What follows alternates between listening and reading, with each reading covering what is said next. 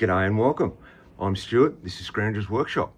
I just wanted to let you know that this year I want to get back into a lot of those simple restorations I did, the more basic ones. I've got a box full of tools waiting to go, some quite unusual ones I think you'll enjoy. I've got a couple of big projects still on the go and I'll give you a quick glimpse of those. And a big shout out to all the people that left me feedback on the crane I did for my ute. I got such an amazing amount of positive feedback. I'm really grateful for that. And I'll start the year by telling you what I got over Christmas. My wife and I travelled from Canberra to Melbourne. That's the little red arrow on the map. And for those of you that aren't familiar with Australia, I'll give you an idea of how far that is. Starting at my place in Canberra, it's 650 kilometres or 7 hours to drive to Melbourne. And to drive from my place to the tip of Australia is 3,500 kilometres. And from my place again in Canberra to Perth, 3,700 kilometres. So it's a long way to get anywhere here. While I was in Melbourne, I took the opportunity to catch up with my friend George Radian. George is one of those quiet, unassuming guys that's just so generous with his time, his knowledge and his collections. And when he's not busy collecting, he's at home tinkering in the garage, making these little tractors out of leftover bits and bobs. I just think they're wonderful. So the first thing George had for me was this Abbey clamp. It's an F clamp, Abbey Australian made, nice and heavy. Really pleased with that one. And then he brought out two of these massive Abbey F clamps. They used to be nickel plated on the shaft there and bright yellow, which is one of my favourite colours. So I'm going to really enjoy restoring these and adding them to my collection. And George just said, "Here, I know you collect clamps. Add these to your collection. You can have them for free." How generous was that? Those of you that don't know, I collect and restore Australian-made tools, but I have an emphasis on Australian-made clamps, especially G-clamps. I like to collect them and restore them, and I'm trying to get one of each before we lose all our manufacturing history. The next thing I picked up was this John Bunkle & Sons Proprietary Limited, North Melbourne, another good Aussie-made clamp. And I'll be looking forward to cleaning that one up. The paint's in very good condition, just a bit dirty. So that'll definitely be going in the collection. The item I picked up, it's a Ladowski. I'm sorry if the pronunciation is wrong. It's a brass rawhide hammer made in Sydney. And I happen to have a couple of spare rawhides to put into this. And that will be a nice match to go with my number one rawhide hammer, which is also Ladowski, made in Sydney. I bought this hammer off a very old gentleman in his 80s and he got it when he was an apprentice. So they'll make a nice pair. The next thing was this little hammer. George believes it's a French cobbler's hammer. Scout Craft is going to hate the handle on it, skinny little neck and all. I just saw it and I liked it and George was happy to part with it. So I grabbed this too. Isn't it cute?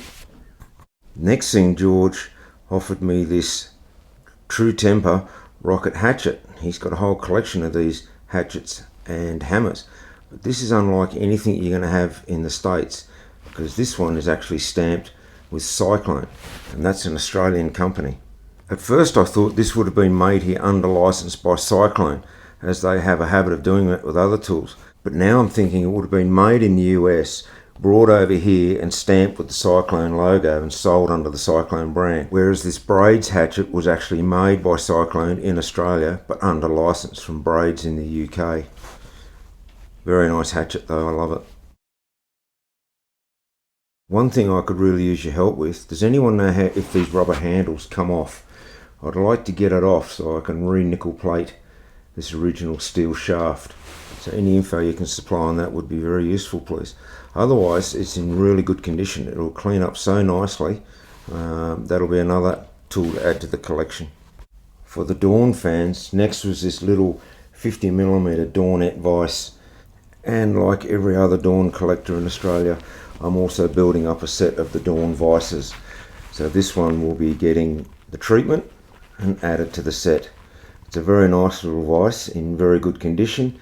Just need a little bit of work on those threads, but nothing major needs to be done on this. And lastly, this little Dawn vise. So what's the difference between this little Dawn vise and this little Dawn vise? Surely they're the same. Well, not quite. This vise this 2.5 inch. But this little vise is only 2.25 inch, and these are the holy grail. They are so hard to find. Dawn only made these little 2.25 inch vices for about 10 years back in the late 40s, early 50s, whereas the 2.5 inch vices were made for many, many years and are relatively easy to find. This is going to be the centerpiece of my collection. Thanks so much, George. I really appreciate you being willing to part with it. To give you an example, one of these 2.25 inch vices was recently listed on Marketplace for $150. I saw it about an hour later and tried to contact the seller. When he finally got back to me, he said it was already sold and that his messages had just blown up, so he knew he had something special. So how different are they? You can see the bases are almost the same, but the castings are obviously different, and they didn't just trim 1/8 of an inch off that shoulder where the jaws are.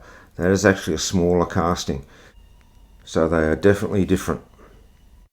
A little bit about my G-clamp collecting. I carry this spreadsheet in my phone, so I try not to double up.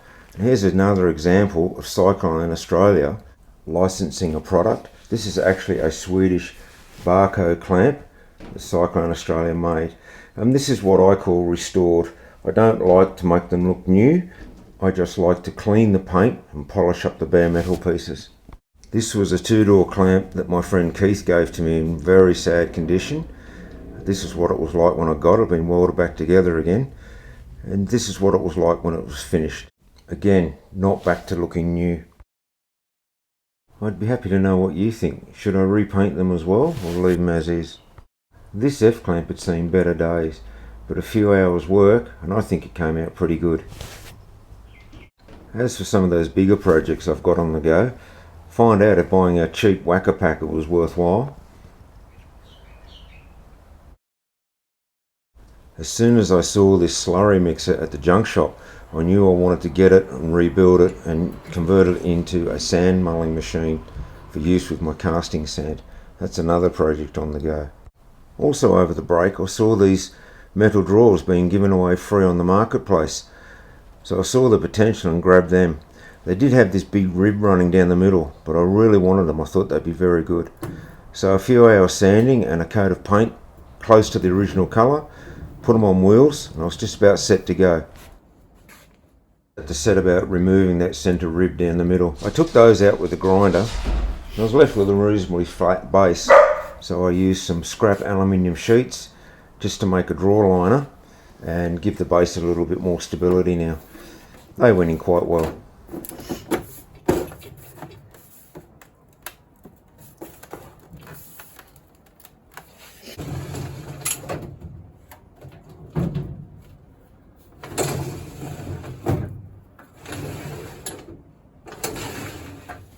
That was certainly a big improvement over the flimsy lightweight drawers I've been using up until now. And how's this for a lucky fit? Just happened to fit in there perfectly. So the only problem I had was they wanted to roll forward. So I picked up this bit of scrap aluminium and I put it under the front. Not only does it stop the drawers moving, but it stops those little things rolling underneath. Finally, we got to get away and enjoy some time camping with our friends, and some of the friendly locals were there to greet us. But unfortunately, some of the locals aren't so friendly. That's a red-bellied black snake, highly venomous, but this is Australia. So it happened to overlook the beach, which is beautiful, and this is the same area but from a higher lookout.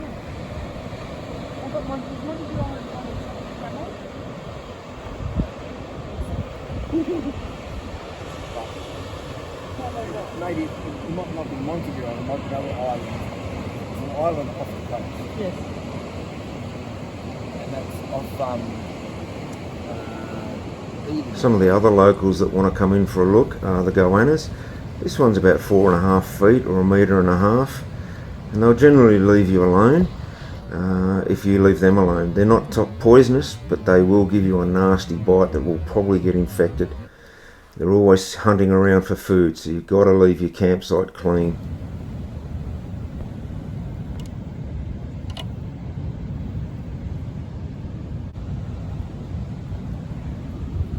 This guy was actually just looking for a bit of shade for a while, so we left him in peace.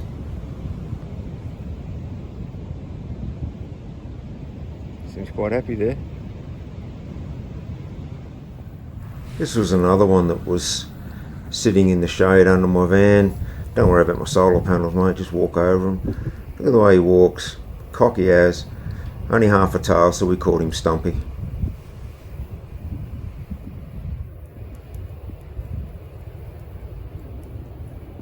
And we generally found these two guys that do a lap of the camp, probably twice a day, once in the morning, once in the afternoon, just looking for scraps.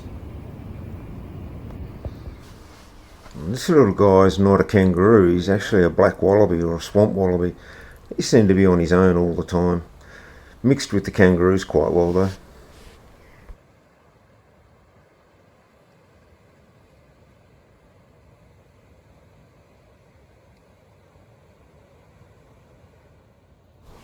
These two certainly got our attention. They're not actually fighting, they're just sparring. And actually not trying to hurt each other. It turns out the one on the right is a male. He's got his tackle retracted, as they do when they fight. And the one on the left is a female. So it's quite possible the female on the left, that's her son on the right, and she's teaching him how to fight. You may also notice she's the one that lands the kicks. He doesn't kick her once. But if one day he wants to be the dominant boomer in the mob, he's got to learn to fight, and fight hard. It's pretty ruthless at the top.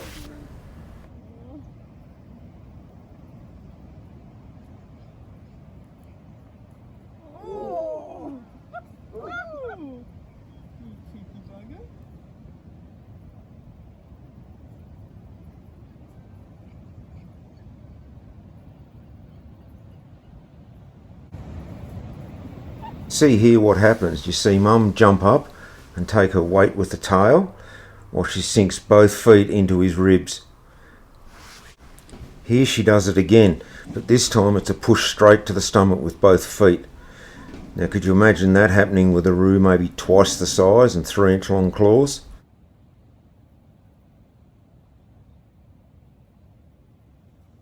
Tipping their heads back is defensive as well. Although they've only got short front paws, the claws on those would easily take an eyeball out, so they tip their heads back to keep their eyes from getting scratched.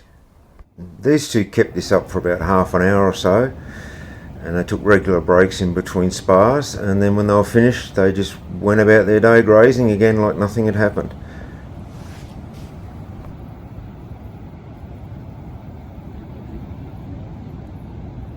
And this obviously male kangaroo is the boomer. He's the alpha male of the whole mob that we've seen, and this is a young female and he's following her everywhere. He'll mate with her this season, and he won't let her out of her sight. And we're safe as long as we don't come in between him and the female.